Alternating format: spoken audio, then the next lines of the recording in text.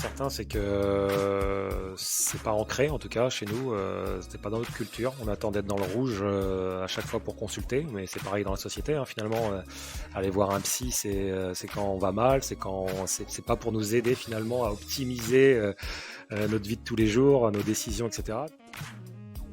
Je suis persuadé que on peut pas y arriver seul finalement. C'est comme ça en fait. Moi j'ai toujours, tout à l'heure tu parlais de dynamique collective dans les athlètes, mais il y a aussi une dynamique collective finalement dans le staff. Et il n'y a pas que la partie physique, il y a la partie mentale, il y a la nutrition, il y a tout ce qu'il y a autour, il y a le médical, il y a les soins. Et on prend de meilleures décisions quand on est plusieurs. Bonjour à tous, ici Renan Bronchard sur la clé du succès. Alors, il y a des choses qu'on pense inaccessibles. Alors, battre un record du monde à presque 40 ans, gagner 8 médailles olympiques, être 12 fois champion du monde, permettre à une équipe en quête de résultats de tout gagner, ou devenir la première femme championne d'Europe, championne du monde, championne olympique la même année. Eh bien, il y a des personnes qui y sont parvenues. Et le but du podcast est de décrypter les clés de leur réussite pour vous inspirer, vous aider à casser vos barrières, vous accompagner dans vos objectifs, connaître en quelque sorte leurs recettes qui leur ont permis d'atteindre un réel succès ou tout simplement vous permettre d'en savoir un peu plus sur eux. Alors je vous propose 3 formats sur le podcast. Celui d'origine pour discuter avec les personnalités qui entourent les athlètes. Entraîneurs, mentors, kinés, préparateurs mentaux, sportifs, nutritionnistes qui dans l'ombre font briller les sportifs que nous connaissons tous. Ensuite, les portraits d'athlètes où on partira à la rencontre des sportifs à succès qui s'entraînent dur et qui relèvent chaque jour des défis de plus en plus grands. Enfin, le dernier format reconversion où on parlera avec d'anciens athlètes de haut niveau qui nous ont marqués et qui sont passés à autre chose. On retracera leur parcours et surtout, on découvrira comment et dans quoi ils se sont reconvertis. Alors, abonnez-vous au podcast sur votre plateforme d'écoute préférée pour être au courant du nouvel épisode qui sort toutes les 2 semaines, le mercredi matin. Et une dernière chose, vous êtes très très nombreux à écouter le podcast, mais peu à en parler autour de vous. Donc la première chose, si vous avez un iPhone ou un Mac à portée de main, allez maintenant mettre 5 étoiles sur Apple Podcast et un commentaire gentil. Ça vous prend même pas 1 minute, top chrono à partir de maintenant. Mais ça m'aide beaucoup pour convaincre de nouveaux invités à venir sur le podcast et vous proposer un contenu toujours au top. La seconde, parlez du podcast sur les réseaux, je vous repartagerai, ou parlez-en à au moins 3 personnes autour de vous. Ils seront contents de découvrir un nouveau podcast qui vous a plu.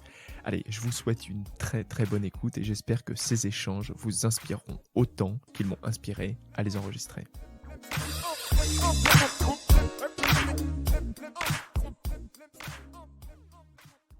Salut Adrien, bienvenue sur le podcast. Bonjour Renan, merci.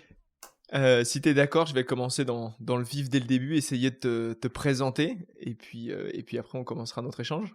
Ouais, très bien. Alors, Adrien Taouji, tu es entraîneur d'athlétisme à l'INSEP, lieu que les auditrices et auditeurs doivent bien connaître maintenant, après tous les épisodes que j'ai enregistrés là-bas. Tu as accompagné et tu accompagnes des athlètes sur le sprint et le demi-fond. Alors, pour en citer quelques-unes, il y a Pierre-Ambroise Boss, Élodie Guégan, Linda Marguet, Brice Panel, Muriel Urtis, qui j'ai eu sur le podcast aussi, Flora Gay, entre autres. Bon, il y en a beaucoup d'autres, je ne vais pas toutes les citer parce que ça fait beaucoup. Alors, depuis 2014, tu es en charge d'athlètes de 1500 et 3000 mètres steeple. On connaît Emma Oudiou, 2 fois médaillée de bronze au championnat d'Europe, espoir 2015 et 2017, championne de France 2019, entre autres. Il y a aussi championne de France 1500 mètres en salle en 2020. Maëva Danois aussi, championne de France 2017, vice-championne d'Europe espoir en 2015. Claire Palou, récente championne de France. Sur 1500 mètres, Jimmy Gressier, entre autres, triple champion d'Europe espoir de cross. Mais tu gardes également un œil sur le fond et le demi-fond, puisque tu es entraîneur dans le club de Mondeville-Hérouville, donc dans le Calvados, si mes sources sont bonnes. Tu t'es aussi déplacé sur les derniers championnats du monde de semi-marathon en 2020 avec le groupe France, et depuis peu entraîneur de demi-fond à Montreuil depuis 2019. Alors on pourrait se dire c'est déjà beaucoup, mais le coaching pour toi s'arrête pas là, parce que tu me l'as dit aussi en off, tu es également préparateur physique de footballeur professionnel. Entre autres, il y a des joueurs à Lens, Rennes, PSG. Alors je vais pas tout citer, mais avant de revenir sur tout ça et toutes les facettes de ce que tu transmets, j'aimerais revenir au tout début. Tu rentres comment dans l'athlétisme ? Est-ce que tu as été athlète toi aussi ? Alors, oui, bien sûr, j'étais athlète. Après, comment je rentre dans l'athlétisme? On va dire que c'est une histoire de famille, hein. Mon père était athlète, entraîneur, il est toujours d'ailleurs, je bosse toujours un petit peu avec lui au sein du club de Mondeville. Et du coup, bah, rapidement sur les stades, rapidement à m'amuser avec un chrono dans les mains. Et oui, de l'autre côté, en même temps athlète. J'ai pas été athlète très longtemps parce que rapidement, je voulais transmettre, je voulais entraîner. Mais j'ai quand même fait une petite carrière honorable jusqu'à Espoir 2, Espoir 3, donc quand même avec un niveau top 20 français sur 800 mètres. Ok.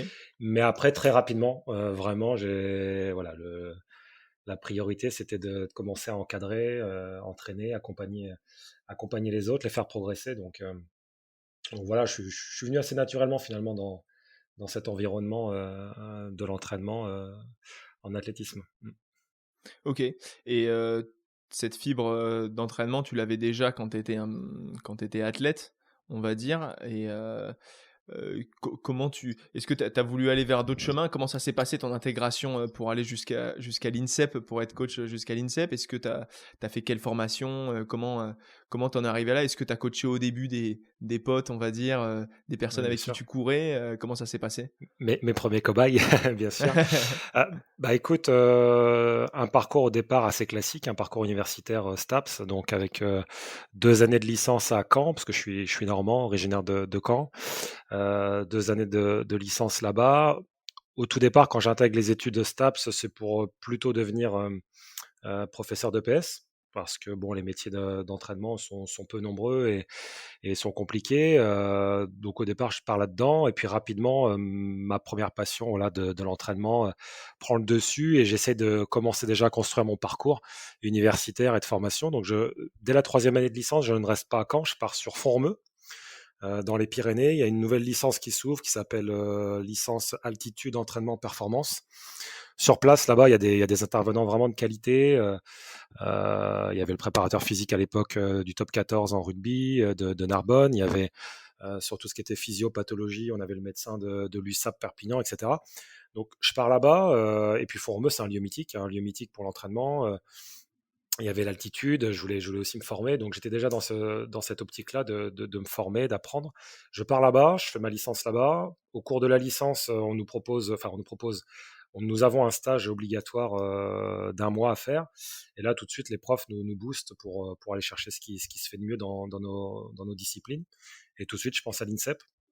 Donc à l'époque, je prends mon crayon, ma feuille, et voilà, lettre de motivation. Je commence à écrire à un entraîneur là, qui m'avait été recommandé. Et ça commence comme ça en fait. Donc j'insiste, il me prend. Je fais du coup marche inverse et marche arrière, et je remonte sur Paris pour un mois de stage qui se passe très bien. Et à la fin de ce stage, l'entraîneur en question me propose d'intégrer l'INSEP à la rentrée pour devenir son assistant, et en même temps d'intégrer le master, donc poursuivre mes études, un master qui s'intitule Entraînement du sportif de haut niveau à l'INSEP. Donc tout a commencé comme ça en fait, hein. Et derrière, je fais 8 ans sur l'INSEP en tant qu'entraîneur adjoint de Bruno Gagère. Donc on encadre les athlètes que tu as cités tout à l'heure, hein, les Léody Guégan, les Jeff Lastenay, Pierre-Ambroise Boss, etc. Donc de 2008 à 2016, si tu veux, je suis entraîneur adjoint d'un groupe d'athlètes de très haut niveau, avec lequel j'apprends tous les jours, évidemment. Et en parallèle, j'entraîne déjà en club, on va dire, où là, je me fais la main avec des athlètes de niveau régional, interrégional, jusqu'à niveau national, évidemment. Mais où on va dire qu'il y a moins de risques. Et donc là, je me fais la main, j'apprends petit à petit, et ça m'aide à faire le parallèle aussi entre le haut niveau et le niveau amateur, on va dire.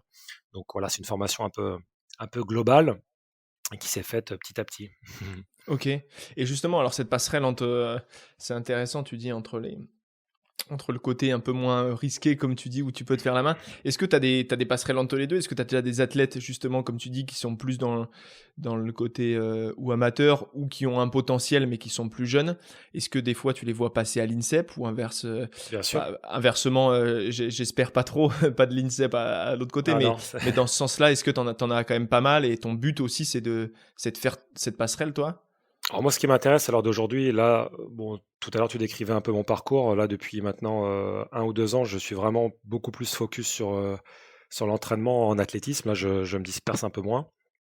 Et l'idée sur le pôle France, c'est vraiment d'accueillir des jeunes gros potentiels pour les échéances de 2024 et 2028 notamment.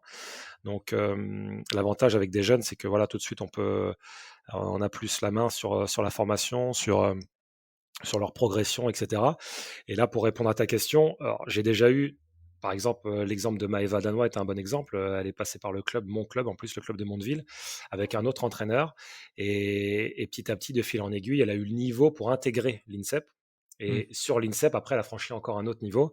Donc, pour aller chercher une médaille européenne, une qualification au monde et quelques records de France. Donc, oui, il y a quelques exemples comme ça de clubs qui derrière, ont le niveau de rentrer dans un institut comme l'INSEP. Après, maintenant, le pôle France de l'INSEP est devenu malgré tout un endroit où surtout les forts potentiels olympiques peuvent s'entraîner.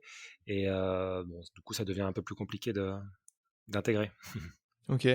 Ouais, donc ton but là, c'est de, comme Maëva Danois, j'imagine qu'elle a dû intégrer, comme c'est un fort potentiel, la cellule haute performance pour atteindre C'est ça. pour être vraiment dans le top des athlètes. J'en parlais avec, bah, je crois il n'est pas encore sorti à l'heure où on parle, mais avec Norbert Krantz qui s'occupe justement de la cellule haute performance dans le handisport. C'est ça.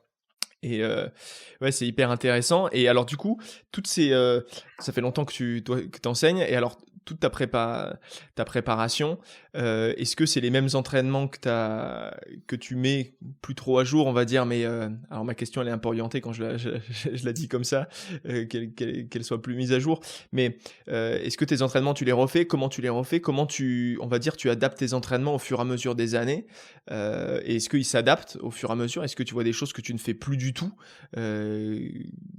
Voilà, si tu peux me dire un Alors, peu comment. ouais, sincèrement, me concernant, ce sont jamais les mêmes entraînements quasiment. On pourrait parler, les cycles se ressemblent et la façon d'amener les choses se ressemble.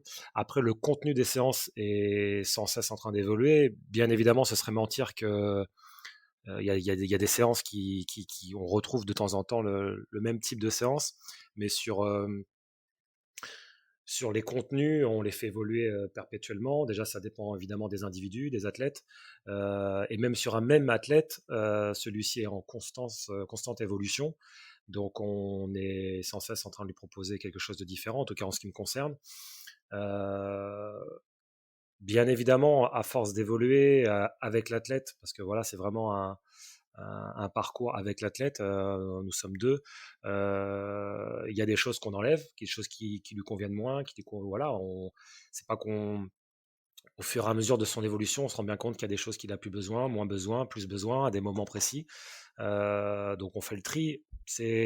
Rien n'est arrêté. Je dis pas qu'on démarre sur une page blanche, mais rien n'est arrêté avec un athlète. On avance avec lui, on évolue avec lui, et on fait évoluer notre contenu avec lui finalement, notre entraînement. Donc, il y en a certains qui vont avoir besoin d'utiliser de l'altitude, d'autres moins. Il y en a certains qui vont avoir besoin de faire un peu plus de musculation, d'autres moins. Il y en a certains, on va devoir insister sur certains secteurs d'entraînement comme la vitesse, d'autres un peu moins. Donc c'est aussi ça la magie, surtout sur le haut niveau, c'est que ouais, on peut utiliser plusieurs chemins pour arriver au succès ou à la performance.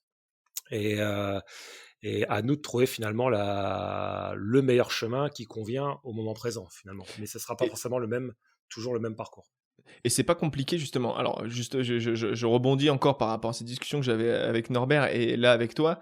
C'est justement dans ces optiques de cellules de performance, donc avoir d'après ce que tu me dis aussi, quelque chose qui est de plus en plus personnalisé, on va dire, comme entraînement par rapport aux sportifs.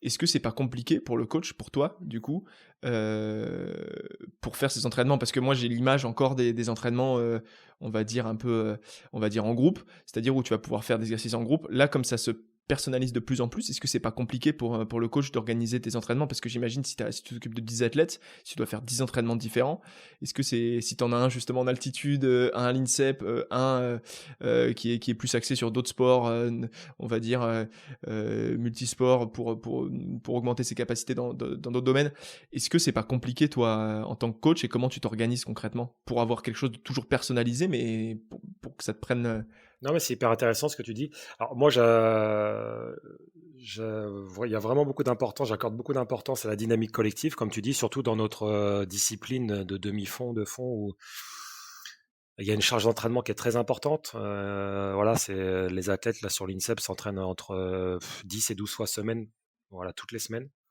Donc c'est quand même une sacrée routine. Euh, tout ce qui est footing, tout ce qui est séance technique, tout ce qui est séance de renforcement musculaire, on va dire que tout ça, de manière générale, ça se fait plutôt en groupe. Ce qui ne veut pas dire que, par exemple, sur une séance de musculation, si j'ai 4 athlètes qui arrivent en séance de renfort, c'est pas pour autant qu'ils vont porter la même charge. Donc là, tout de suite, il y a de l'individualisation. Donc, ils vont pas forcément porter les mêmes charges, ils vont pas forcément faire exactement les mêmes exercices. Et c'est pareil en séance technique. Je peux éventuellement enlever un ou deux exos ou modifier un ou deux exos en fonction de l'individu. Par contre, quand plus on arrive, on va dire, dans les périodes un peu plus spécifiques, rapprochées des compétitions, etc., plus les séances vont s'individualiser un peu plus. Plus là, il peut arriver, oui, sur une même session, avec 4 athlètes, d'avoir 4 séances différentes. Mais c'est pas trop, ça, c'est pas trop grave.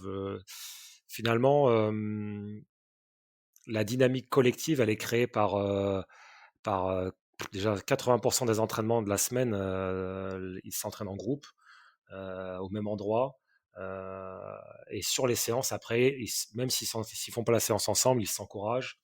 Voilà, c'est le même entraîneur, donc il y a quand même cette notion de groupe finalement qui est créée. C'est le même D'accord, parce que staff. j'avais toujours cette question d'émulation, mais en fait, ce que tu me dis, c'est qu'ils s'entraînent toujours en groupe, même si l'individualisation, elle rentre dans la séance d'entraînement, ils sont toujours là ensemble, aux mêmes Bien horaires. sûr, bien sûr. Ouais, ok.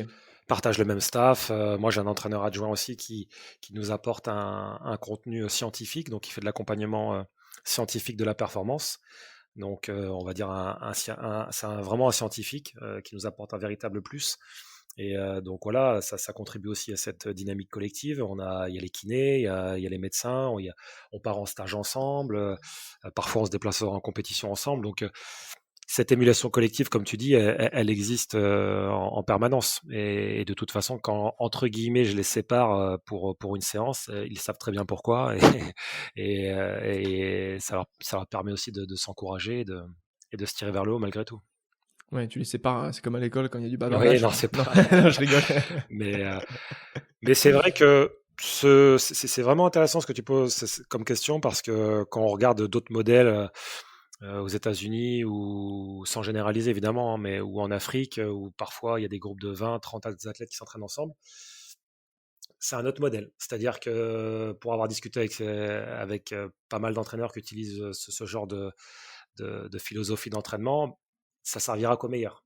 Donc là-dedans, il y a beaucoup de déchets. C'est-à-dire que sur les 30 athlètes qui partent en même temps sur la même séance, ça va servir à 4-5 athlètes, les 4-5 meilleurs. Le Ouais. reste, les autres, ce sont que des partenaires d'entraînement. Ils vont contribuer à créer un bon contenu de séance, une bonne dynamique de séance, mais ça servira qu'au meilleur. Donc c'est un choix après. Ça se discute, ça se discute. Ouais, après il faut garder en tête, comme tu dis, il faut en tant qu'entraîneur, ça doit pas être facile à faire ce choix parce que tu te dis: Non, «Bon, bah, il y en a 15 sur 20 qui seront mis à la poubelle et qui sont vraiment déçus» et psychologiquement, ce sera peut-être pas facile pour eux, mais c'est ça. Alors après, sur une structure comme l'INSEP, on a déjà, de par les statuts des athlètes, on a déjà finalement cette problématique-là, entre guillemets, c'est-à-dire qu'on a les athlètes qui sont internes, externes, donc du coup qui sont sur les listes ministérielles, etc. Et comme dans tous les sports, on a aussi des sportifs qui sont juste partenaires, entre guillemets. mmh, Après, chaque entraîneur utilise, entre guillemets, encore une fois, ses partenaires comme il le souhaite. Moi, à l'heure actuelle, si je prends l'exemple, par exemple, de la petite Claire Palou, qui est interne à l'INSEP, qui est sur liste ministérielle, qui prépare les grandes échéances. À l'heure d'aujourd'hui, elle a une fille qui s'entraîne avec elle, qui s'appelle Aude Clavier, qui a le statut de partenaire d'entraînement, mais qui fait aussi, enfin moi, j'ai pas fait le choix de me dire, elle est là juste pour aider Claire. Donc, je les entraîne les deux de la même manière, et les deux vont progresser individuellement. Donc, on voit leur projet de performance, leurs objectifs sportifs respectifs. Et malgré tout, elles s'entraînent ensemble. OK. Voilà. C'est des Comment tu choix. déc comment tu décèles justement un futur, une future ou un futur, là t'as parlé d'une, mais d'une future athlète de haut niveau qui a un fort potentiel.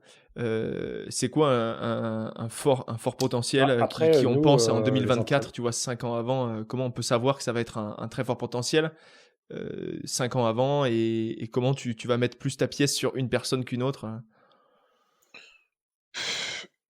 Après, il y a aussi la part de chance et ça, c'est un pari aussi, mais malgré tout, nous, les entraîneurs, voilà, on passe notre temps sur les stades, on voit évoluer les athlètes. En général, dans les catégories jeunes, notamment pas forcément cadet, cadette, mais vers junior espoir, quand on voit certains qui sortent du lot sur les grandes échéances, qu'ils arrivent déjà à se qualifier dans les championnats internationaux, voilà, championnat d'Europe junior, championnat d'Europe espoir ou championnat du monde, et derrière qu'ils ont cette faculté à pouvoir s'entraîner, à avoir envie de s'investir aussi, parce qu'en France, c'est une chose qui est compliquée aussi. Souvent, les études prennent une très grande importance et du coup, l'athlète a du mal à s'engager pleinement dans son projet. Voilà, c'est tous ces éléments qui font que l'athlète va pouvoir franchir le cap d'après, donc s'investir pleinement de manière quasi professionnelle dans son activité. Donc c'est tous ces éléments finalement qui sont importants. Et il n'y a pas que le niveau physique, c'est aussi vraiment tout ce qu'il y a autour. Est-ce que la famille va être d'accord aussi pour que la gamine ou le gamin s'engage à fond dans son projet sportif? Est-ce que tout l'environnement à côté est en adéquation avec le projet de perf? Parce que peut pas avoir que le niveau physique. Il faut tout regarder. Il faut vraiment tout regarder. D'accord, ouais, donc c'est même pas là, ce que tu es en train de dire, c'est même pas l'athlète qui vérifie ça, c'est aussi donc le staff qui va choisir, qui va en gros mettre la pièce sur une ou un athlète, qui va devoir faire cette analyse, du coup, sur l'environnement aussi qu'entoure l'athlète, en fait. Bien Heu, sûr, c'est hyper important. OK. C'est hyper important. Surtout qu'il faut savoir que quand un athlète intègre l'INSEP, donc là, intègre le pôle, parfois il peut venir des Antilles, comme il peut venir du sud de la France. Donc quelque part, on le sort de son environnement, on le sort de son cocon familial, on le sort de ses amis, etc. Donc il y a tout ça à prendre en compte et c'est pour ça que parfois c'est pas le bon moment, parfois c'est pas l'environnement adapté, parfois l'athlète il s'est retrouvé très fort très jeune, mais il n'avait pas forcément vocation à derrière s'investir dans du haut niveau. Donc il y a tout ça à étudier avant. Voilà, il faut longtemps échanger. Si je reprends l'exemple de la petite Claire Palou, avant qu'elle intègre l'INSEP, il y avait un échange avec son entraîneur, il y avait un échange avec sa famille. Voilà, tout était bien aligné pour qu'elle intègre l'INSEP et qu'elle puisse se lancer vraiment dans un projet de haute perf pour les années à venir. OK. OK, OK et alors je voudrais parler tout à l'heure, tu as parlé d'outils scientifiques, de personnes, scientifiques qui accompagnaient aussi Ouais. dans la performance, l'étude de la performance. Il y a un choix surtout pour l'athlétisme, il y a d'autres sports où ce choix ne se fait pas, mais un choix de distance, de discipline. Est-ce qu'il existe des outils, tu vois, je me suis demandé, scientifiques qui pourraient faire dire qu'un athlète, il peut être meilleur sur d'autres. Par exemple, j'imagine, tu vois, parce que j'en ai parlé avec Ronald Pognon et justement Muriel Urtis sur le podcast, et les deux, alors ils ont été très bons dans leur discipline à la fin, mais ils n'étaient pas du tout partis sur ça comme discipline. Et en fait, tu vois, je crois que ils étaient plus ou moins partis sur ça. Alors, mais Ronald Pognon, je crois qu'il était parti au début sur la distance longue, par exemple, et après il a fait du court. Est-ce qu'il y a maintenant des outils qui permettent de dire, déceler qu'un athlète il va être meilleur sur une autre discipline qu'une autre, et comment elle se fait en fait, comment se fait ce choix de distance, tu vois? L'orientation, en gros. Ouais, voilà, exactement. Des outils précis, oui et non. Après, c'est vrai que, en général, souvent les athlètes, viennent dans le milieu de l'athlétisme. D'abord, ça démarre par le cross scolaire, les premières compétitions à l'école, après l'UNSS, voilà. Souvent, on arrive à déceler déjà de manière naturelle si l'athlète est plutôt sprinter, plutôt, coureur d'endurance et cetera. Après, nous, les entraîneurs de terrain, on a des outils de manière empirique, hein, vraiment de manière terrain, pour faire déjà des premiers tests d'endurance, des tests de VMA, des tests de VO2, comme tu as peut-être déjà pu faire à Oui. l'école. Après, de manière plus précise, après, il existe toujours des petits appareils de fréquence cardiaque, d'analyse de lactate, ou des vidéos, etc., pour voir un petit peu si l'athlète a des capacités biomécaniques ou capacités physiques à faire plus du sprint, plus de l'endurance, mais il n'y a pas un appareil en tout cas qui va dire lui ça va être les 5000, lui ça va être les 10 000, lui ça va être. Finalement, c'est le parcours de l'athlète qui en général n'est pas très spécifique dans ces catégories jeunes, donc il va essayer un peu de tout, jusqu'à cadet, voire même junior, qui finalement, naturellement, comme il aura essayé un peu de tout, on va voir naturellement vers quelle discipline on va l'orienter. Rarement, ça arrive, hein, mais rarement il y a des problèmes d'orientation, entre guillemets. Souvent, Ouais. le bon choix est fait. Ok, ok. Ouais, ça se voit vite. Et Oui, alors ça se pour voit vite à l'entraînement. Si demain j'ai 6 cadets dans mon groupe, par exemple, 6 cadets, donc 15-16 ans en demi-fond, je vais voir tout de suite enfin, sur une semaine d'entraînement complète, par exemple, avec plusieurs contenus différents, je vais voir tout de suite si celui-là est plus fait pour du 800 mètres et celui-là est plus fait pour du 10 000 mètres. Ça se voit assez rapidement. Bien que derrière, il y a du travail et les bases en général sont déjà là. OK. Et alors pour retourner sur les outils scientifiques, du coup sur ça, il y a pas un outil magique, mais j'imagine par contre sur l'élaboration de et l'analyse sportive et l'analyse des performances sportives, il existe des outils de plus en plus, puissants, j'imagine sur l'analyse de la vidéo, les foulées, l'amplitude, la fréquence, tout ça. Bien sûr. Comment t'en tiens compte toi? Est-ce que tu en utilises beaucoup déjà de ces outils? Et comment t'en tiens compte dans l'élaboration de tes plans d'entraînement? Est-ce que ça a un impact? Et quels outils précis tu utilises en gros et comment tu les utilises? Alors déjà, pour faire un mini retour en arrière, moi du coup j'ai travaillé 8 ans avec Bruno Gagère, qui lui était très orienté justement vers cette partie scientifique et tous ces outils. Il faut savoir par exemple que quand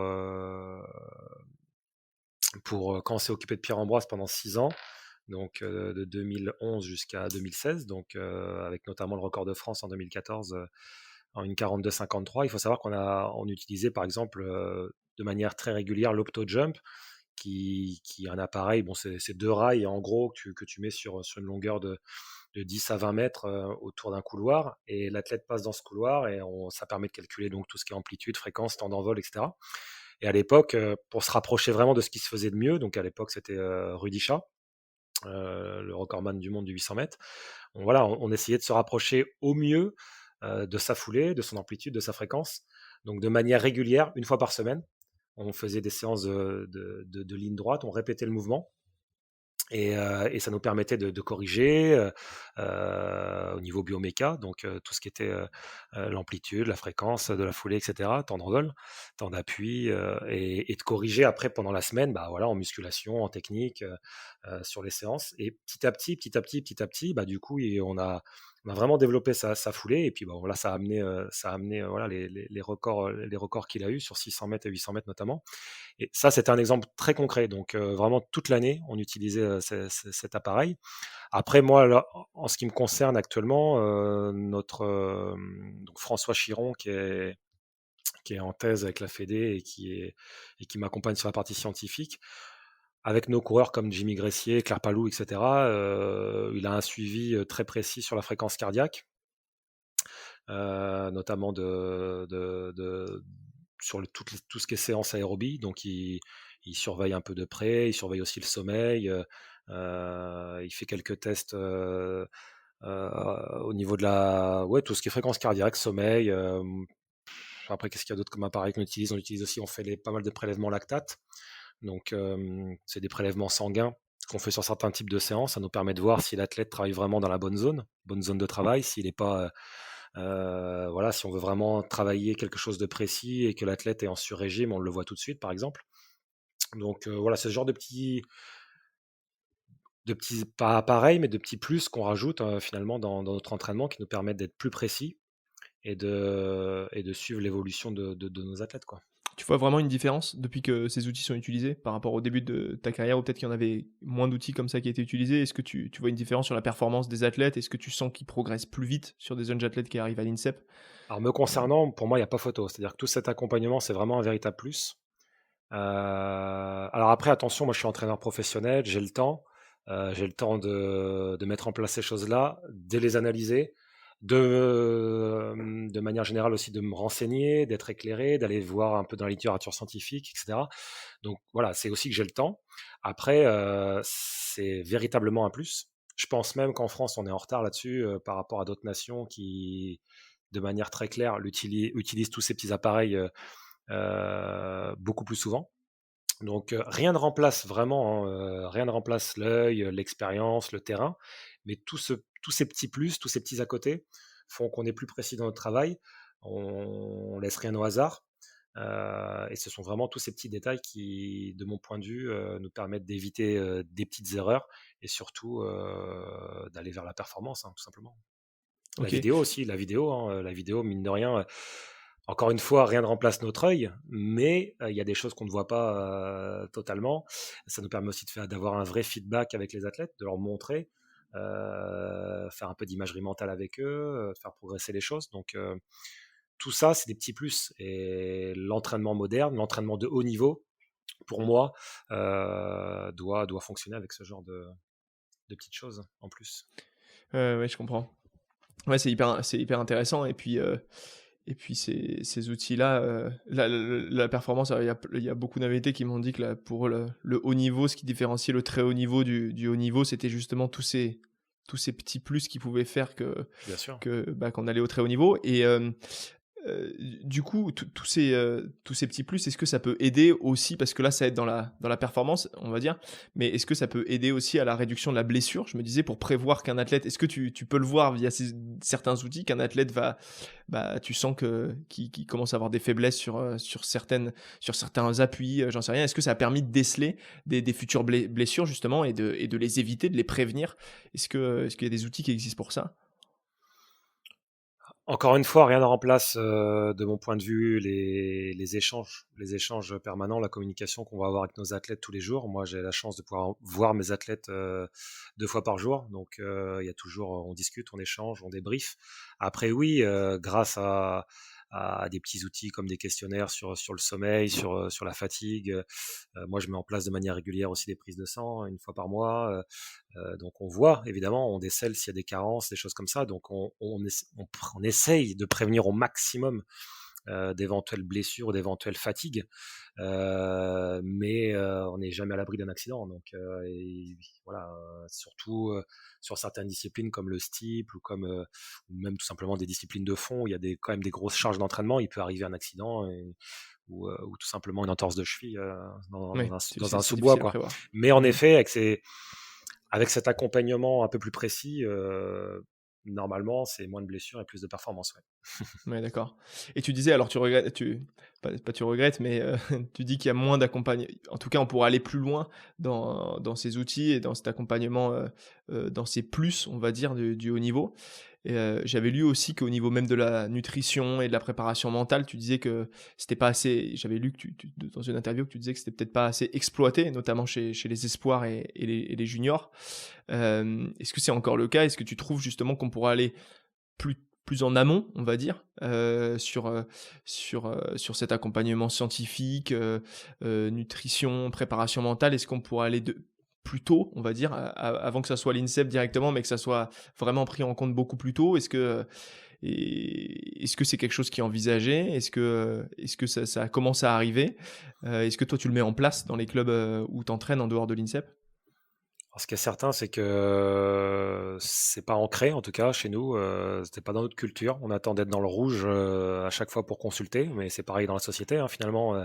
Aller voir un psy, c'est quand on va mal, c'est pas pour nous aider finalement à optimiser notre vie de tous les jours, nos décisions, etc. Donc oui, ça, je le constate depuis que j'entraîne sur le haut niveau notamment. Tu as raison de parler des clubs.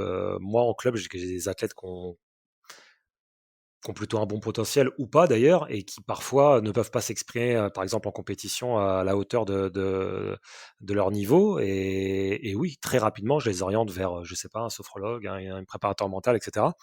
Euh, parce que euh, parce que je suis persuadé que on peut pas y arriver seul finalement. C'est comme ça en fait. Moi j'ai toujours, tout à l'heure tu parlais de dynamique collective dans les athlètes, mais il y a aussi une dynamique collective finalement dans le staff. C'est-à-dire que pour s'occuper d'un athlète, c'est un humain voilà, de manière générale, et il n'y a pas que la partie physique, il y a la partie mentale, il y a la nutrition, il y a tout ce qu'il y a autour, il y a le médical, il y a les soins, et on prend de meilleures décisions quand on est plusieurs. Ça ne veut pas dire que ce n'est pas l'entraîneur qui décide, bien au contraire. Moi, je pense que moi, à l'heure actuelle, je reste le principal manager, c'est moi qui prends les décisions, mais je m'entoure. Je m'entoure de prépa mentale, je m'entoure de nutrition, etc. Et pour essayer de rien laisser au hasard, pas se fixer de limites. Et alors attention, c'est pas des choses qui sont obligatoires, c'est des choses qui sont conseillées, qui sont individualisées, encore une fois.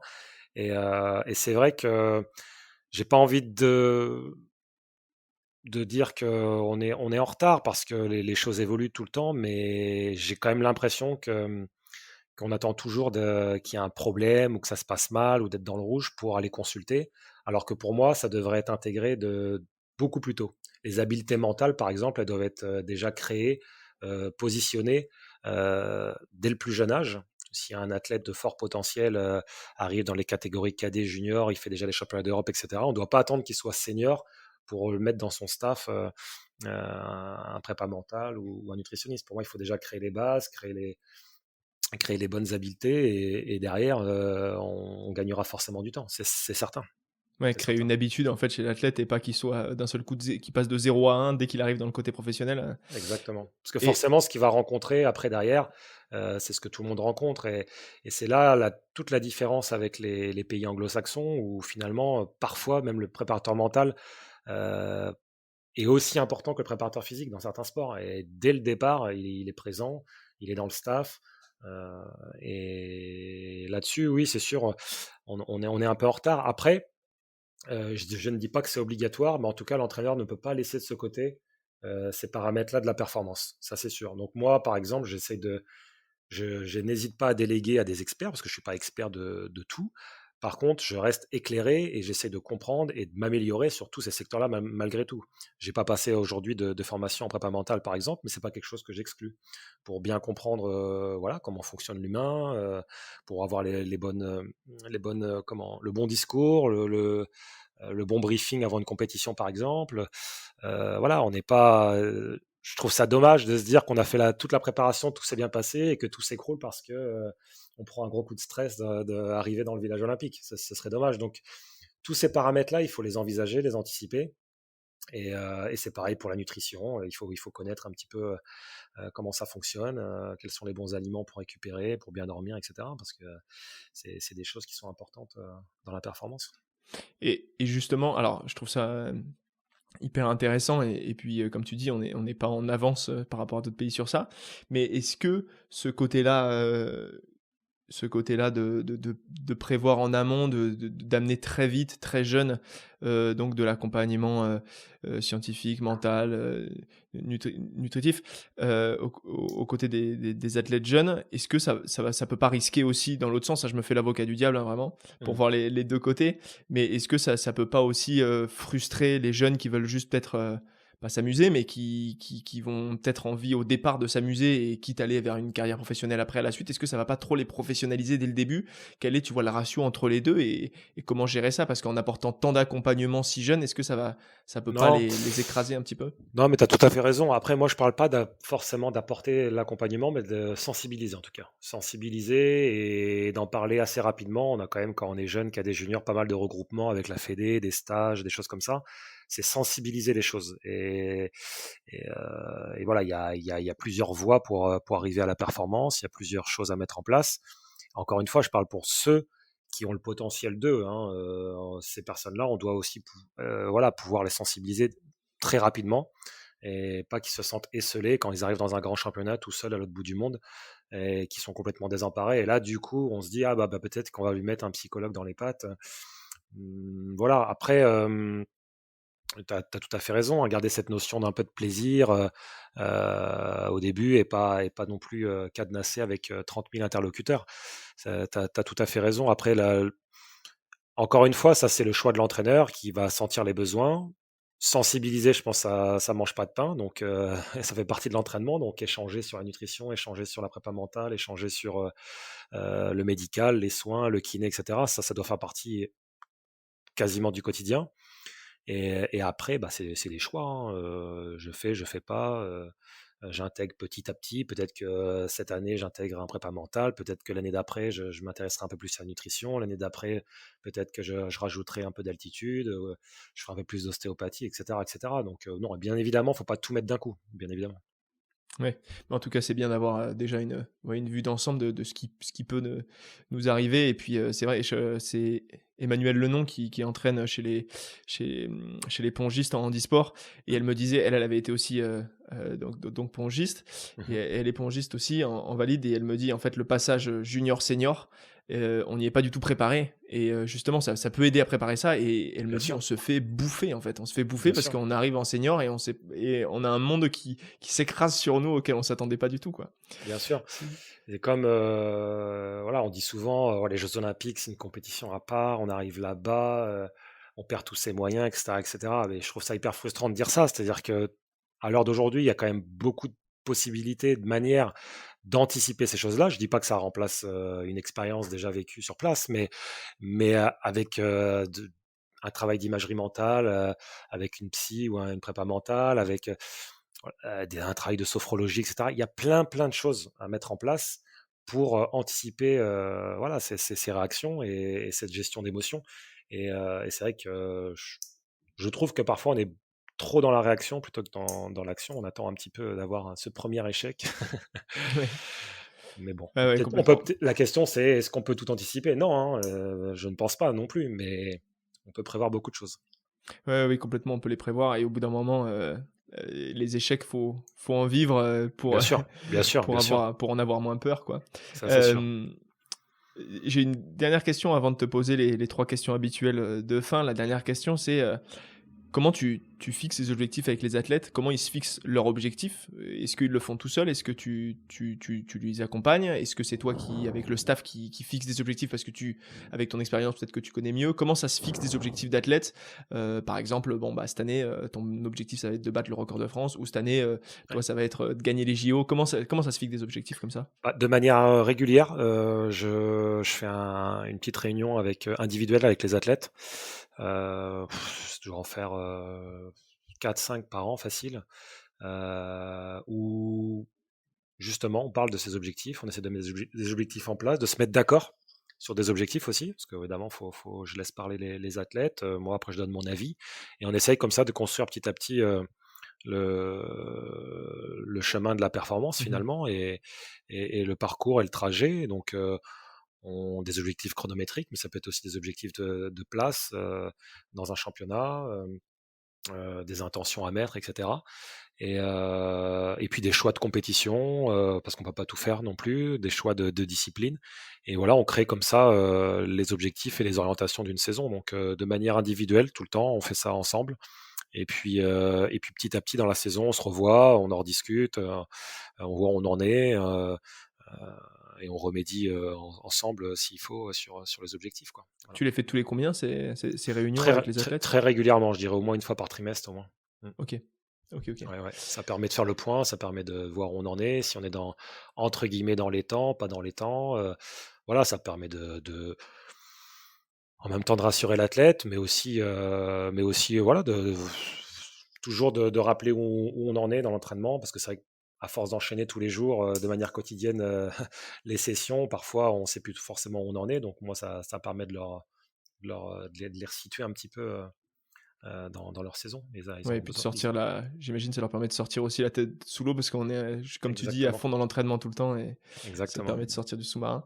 Hem, donc alors mes 3 questions de fin habituelles, hein, on y arrive déjà. La première c'est une question, pratique. Hem, quels seraient alors là c'est on retourne plutôt au niveau club, quels seraient, tes conseils pour un amateur de course à pied qui souhaiterait augmenter, son endurance en termes de distance? Par exemple, quelqu'un qui court régulièrement, tu vois, des distances, inférieures à 10 kilomètres et qui viserait, semi-marathon ou le marathon. Comment ça se passe? Est-ce qu'on augmente les distances de kilomètre en kilomètre? Tous les combien de temps? Est-ce qu'il y a des exercices, particuliers à faire? Comment ça se passe?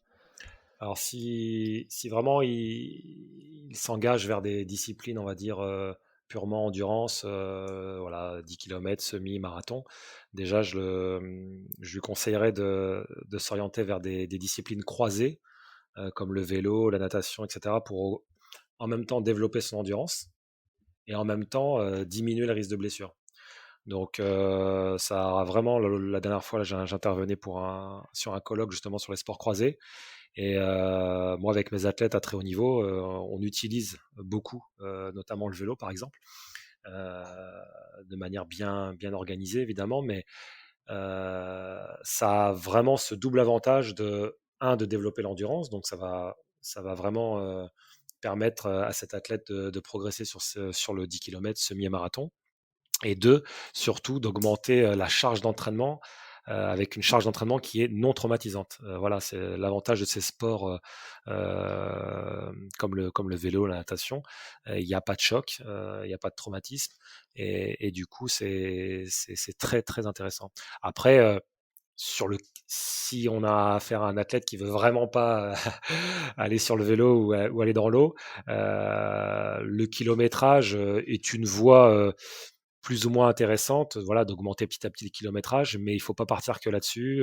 Il faut varier son entraînement, il faut y mettre aussi un peu d'intensité, mettre un peu de fractionné court, un peu de fractionné long, diversifier l'entraînement peut-être avec du travail en côte, travail sur le plat, ne pas oublier le travail technique aussi, parce que aller plus vite, c'est aussi avoir une foulée efficace, une foulée économique. Donc, il y a plein de choses. Et le renforcement musculaire, faut pas oublier aussi, très important. Ouais. Bon, plein de Oui, oui, c'est conseils à mettre en place. l'entraînement, c'est très Mais varié ouais, quand on veut. bah ouais, j'imagine. Ouais, complètement. Bah oui, j'imagine. C'est bien pour ça que tu es là.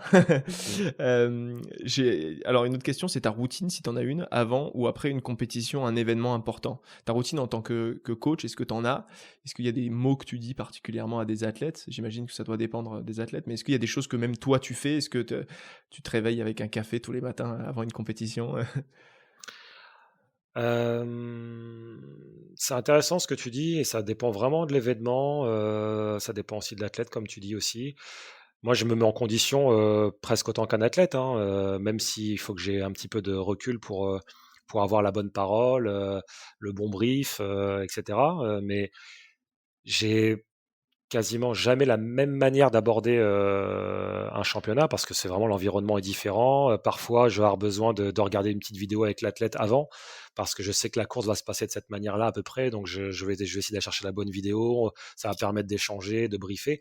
Il y a toujours un moment de briefing. Ça peut être aussi à un moment donné une petite balade avec l'athlète, 1 heure ou 2 heures avant son échauffement. On discute, on prend le temps, on prend un café ensemble. On essaye de vraiment se lâcher et dire tout ce qu'on pense sur ce qui va se passer, et voilà, rien de laisser au hasard. C'est, j'ai pas eu de manière d'aborder un championnat ou une compétition. Ça dépend vraiment des moments, mais en tout cas, il y a toujours une phase d'échange, de briefing, un moment, je pense, très important pour l'athlète et pour l'entraîneur. Voilà, avant une compète, voilà, ça permet vraiment d'éviter qu'il s'enfuit ou qu'il soit enfermé dans un stress ou une émotion qui est pas gérable. Donc, ça permet vraiment de se détendre et de remettre soit la stratégie en place ou l'objectif de la course, quoi. Ouais, c'est intéressant C'est un bon moment, ouais, ce je côté dirais. échange. Ouais. Mm. Et enfin, ma dernière question habituelle, elle est assez large, mais quel conseil tu donnerais à une personne qui souhaite se dépasser, repousser ses limites et atteindre son rêve, qui plus est un rêve peut-être olympique? Un conseil que tu donnerais ou des conseils que tu donnerais pour une personne qui souhaite se dépasser? Bah, sur cette question assez vague, une réponse assez peut-être bateau, de se fixer aucune limite. Ça, c'est sûr que j'ai parfois eu affaire à des athlètes qui n'avaient pas forcément d'énormes qualités physiques au départ, et qui finalement, avec beaucoup de travail, avec une ambition parfois qui pouvait paraître démesurée, ont réussi à atteindre des niveaux énormes, voilà, et des performances assez impressionnantes. Donc voilà, se fixer aucune limite, se mettre, ne pas hésiter à avoir des rêves assez élevés. Évidemment, beaucoup travailler, il y a pas le choix, être très patient, et s'entourer des bonnes personnes, Eh ben parfait. tout simplement. Merci beaucoup Adrien pour cet échange, Il n'y ce a pas de partage. souci, c'est avec Et plaisir. puis bon courage pour la préparation à Tokyo avec l'équipe de France. Ça va aller, merci. On est dans la dernière Merci ligne beaucoup droite. Adrien. Ouais, bah ouais. C'est pour bientôt. C'est À ça. très bientôt Adrien. Merci, à Merci. bientôt Ronan, merci. Et voilà, l'épisode est déjà terminé. Merci beaucoup d'avoir écouté jusqu'au bout. J'espère que l'épisode vous a plu et inspiré autant qu'à moi. Alors je me répète, mais n'hésitez pas surtout à me suivre sur les réseaux, me faire vos commentaires, vos retours et me donner vos idées d'invités pour les prochains. Sur Instagram, 2 comptes à suivre, donc c'est @lcds comme la clé du succès, .podcast.sport et mon compte perso @bronchard_mikhailov. Je suis assez actif aussi sur LinkedIn, donc n'hésitez pas à m'envoyer un petit message.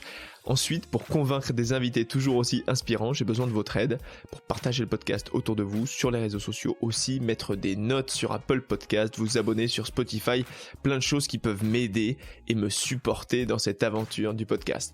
Enfin, je remercie Salomé Puig et Félix Fatalo qui m'aident pas mal sur le podcast et qui vont permettre à celui-ci d'être écouté de partout. Allez, salut!